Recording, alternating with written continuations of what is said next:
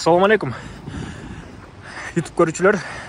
Так, бүгүн Вукуптан Camry өткөрүп берилип атат. Жылы 2021 туурабы? Жылы 2021. Пробеги 115 000 болуптур. Так, 7 ай төлөнгөн. Объем 2.5. Баасы боюнча, баасын канча 700 дедиңизби? 700 000 дейт. 3 жылга алынган, 7 ай төлөнүптүр. Оплатасы качан? Бирине чейин? Биринде уже оплата кылыш керек, бирине чейин төлөнүптүр. Так, 700 000 сурап атат биринчи. Машинени өздөрү 500 000 берип өткөрүп алган. 500 000 берип алган. Өткөрүп берүү себеби, толтура кишилер жазып атат. Кыйналып калыпсыңар, андай болду, мындай болду. Ар кандай ситуация бар, ооба. Кээбилер кыйналып, кээбилерге жакпай дегендей.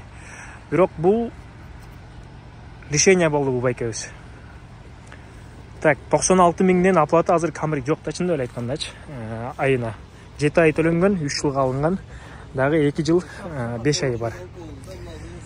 Так, эми мен силерге ичи сырты боюнча көрсөтөйүн. ДТП боюнча таза машина.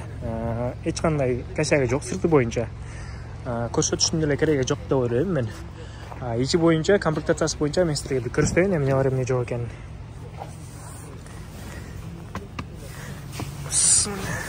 Так, комплектациясы боюнча туугандар. Бул жактан бизден электропакет полный.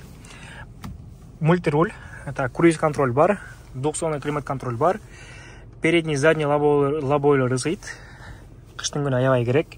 Бул жактан бизден парковка, автохолд, подогрев передних сидений, өзүнүн штатный мафону, сенсорный.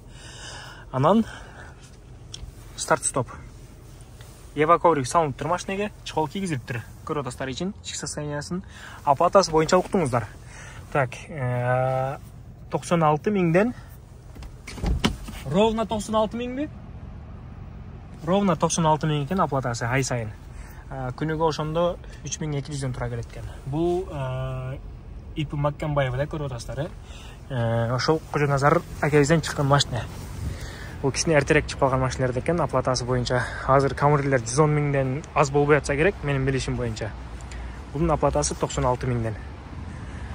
Баасы 700 000.